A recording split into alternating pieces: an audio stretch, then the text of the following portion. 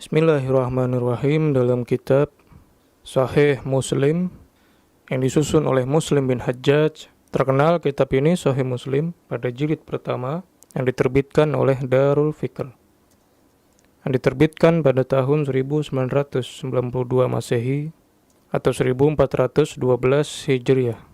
Pada halaman 116, Imam Muslim berkata, Haddatsana Abu Bakar bin Abi Syaibah, telah menyampaikan kepada kami Abu Bakar bin Abi Syaibah, dari Affan, dari Hammad bin Salamah, dari Thabit al-Bannani, dari Anas bin Malik, sahabat Rasulullah sallallahu alaihi wa alihi, anna rajulan qala, seseorang berkata, ya Rasulullah, wahai Rasulullah, aina abi, di manakah ayahku?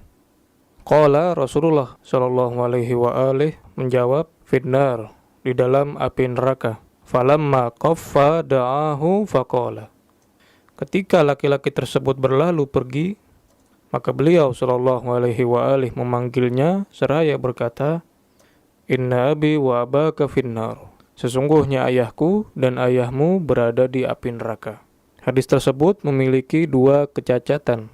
Kecacatan pertama dari sisi jalur periwayatan, sebagaimana yang kita lihat di sini, Hammad bin Salamah, yang mana sosok Hammad bin Salamah dijelaskan dalam biografi Thabit al-Bannani yang tercantum dalam kitab Al-Kamil fi Du'afa'ir Rijal. Kitab ini disusun oleh Ibn Adi al-Jarjani atau al-Jurjani pada jilid kedua yang diterbitkan oleh Darul Fikr. Cetakan ketiga pada tahun 1988 Masehi atau 1409 Hijriah. Pada halaman 101, Ibn Adi al-Jurjani berkata, Thabit al-Bannani min tabi'i ahlil Basrah. Thabit al-Bannani adalah seorang tabi'in dari penduduk kota Basrah. Wazuhadihim wa muhaddithihim. Dia juga merupakan orang yang paling zuhud serta periwayat hadis di antara mereka.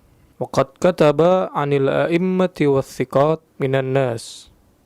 Dia telah menulis riwayat dari para imam dan orang-orang terpercaya. Wa arwan nasi anhu Hammad ibn Salamah. Adapun orang yang paling banyak meriwayatkan hadis darinya, yaitu dari Thabit al-Bannani, adalah Hammad bin Salamah. Wa ma huwa illa thiqatun saduq. Hammad ini orangnya terpercaya dan jujur. Wa ahadithuhu ahadis salihah mustaqimah. Hadis-hadisnya baik, idza rawa anhu thiqatun, jikalau diriwayatkan oleh orang terpercaya. Walahu hadithun katsirun wa huwa min thiqatil muslimin.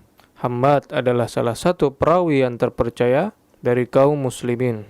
Wa ma waqa'a fi hadithihi minan nakrah, adapun kemungkaran yang terdapat dalam hadis-hadis darinya, yaitu dari Hammad bin Salamah, falaysa dzaka minhu, hal tersebut bukanlah bersumber dari Hammad. Innama huwa minar rawi anhu, hal tersebut melainkan berdasarkan perawi yang meriwayatkan hadis darinya. Li'annahu qad rawa anhu jama'ah du'afa wa majhulin. Banyak dari para perawi yang dhaif atau tidak dikenal atau majhul meriwayatkan hadis darinya. Wa innama huwa fi nafsihi idza rawa amman huwa fawqahu min masyayikhihi. Sedangkan pribadi Hammad sendiri, jika meriwayatkan dari para perawi sebelumnya, dari guru-gurunya, fahuwa mustaqimul hadis thiqatun. Hadisnya tidak terdapat kecacatan dan dia adalah sosok yang terpercaya. Untuk lebih jelasnya lagi, mari kita lihat biografi Hammad bin Salamah dalam kitab Mizanul I'tidal fi Naqdir Rijal yang disusun oleh Imam Az-Zahabi pada jilid kedua yang diterbitkan oleh Darul Kutub Al-Ilmiyah. Cetakan kedua yang dicetak tahun 2008 Masehi atau 1429 Hijriah. Pada halaman 360, Imam Az-Zahabi berkata dalam biografi Hammad bin Salamah. Az-Zahabi berkata, wa kana thiqatun lahu awham. Hammad ini terpercaya, akan tetapi dia banyak keliru dalam menyampaikan riwayat, atau dia memiliki sangkaan-sangkaan yang lemah. pada halaman 363.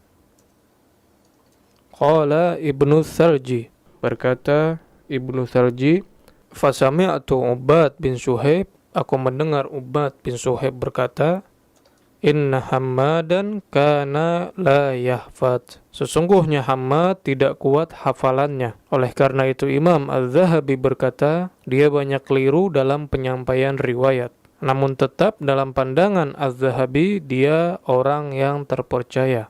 Wa kanu yaquluna, mereka berkata, innaha dussat fi kutubihi, bahwa kitab tulisannya telah tersisipi. Waqad qila, ada pula yang mengatakan, inna ibna Abil Auja, bahwa Ibnu Abil Auja kana rabibuhu, adalah anak tirinya Hammad bin Salamah, fakana yadussu fi kutubihi, dan dialah yang menyisipkan hadis-hadis yang bukan diriwayatkan oleh Hammad bin Salamah ke dalam kitab Hammad bin Salamah. Sekarang mari kita lihat hadis Hammad bin Salamah yang tersisipi oleh Ibn Abil Auja dalam kitab Al-Mawdu'at yang disusun oleh Allamah Ibn Jauzi Al-Qurashi, salah satu ulama ahlu sunnah, pada jilid pertama yang diterbitkan oleh Darul Fikr. Cetakan kedua pada tahun 1403 Hijriah atau 1983 Masehi.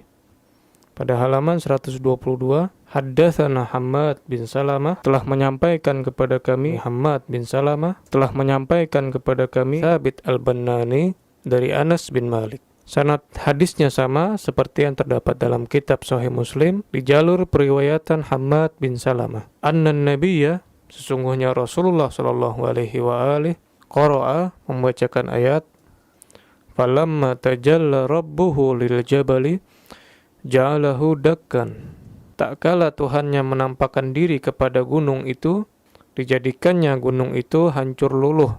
Qala, Rasulullah sallallahu alaihi wa alihi bersabda, akhraja unsurahu, Allah subhanahu wa ta'ala mengeluarkan kelingkingnya, ala ibhamihi, di atas ibu jarinya, fasakhal jabal, maka runtuhlah gunung.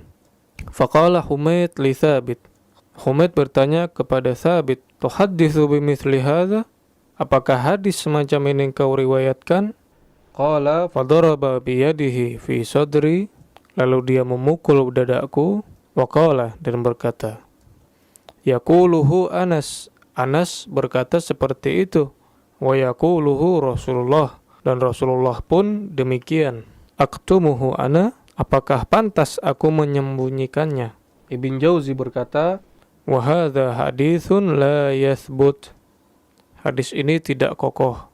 Qala Ibn Adi al-Hafidh, berkata al-Hafidh Ibn Adi, kana Ibnu Abil Auja, sesungguhnya Ibn Abil Auja Rabibu Hammad ibn Salamah, dia adalah anak tiri Hammad bin Salamah. Fakana yadussu fi kutubihi hadhil ahadits, dia menyisipkan hadis-hadis ini ke dalam kitabnya Hammad bin Salamah. Sangat terdapat kemungkinan besar bahwa riwayat yang mengatakan bahwa kedua orang tua Nabi Shallallahu alaihi wasallam kafir adalah termasuk yang disisipkan oleh Ibn Abil Auja ke dalam kitabnya Hammad bin Salamah. Inilah sanggahan atas jalur periwayatan atau sanad atas riwayat pengkafiran kepada kedua orang tua Nabi Shallallahu alaihi wasallam yang tercantum dalam kitab Sahih Muslim. Sanggahannya dinukil dari kitab Al-Kamil Fid Du'afa karya Jurjani, Mizanul I'tidal karya Az-Zahabi, juga kitab Al-Mawdu'at karya Ibn Al-Jauzi, yang kesemuanya merupakan ulama ahlu sunnah. Insyaallah pada tayangan berikutnya kami akan bawakan kecacatan dari matan atau redaksinya riwayat tentang pengkafiran orang tua Nabi. Wassallallahu ala sayyidina Muhammadin wa ala alihi at-tayyibin at-tahirin walhamdulillahi rabbil alamin.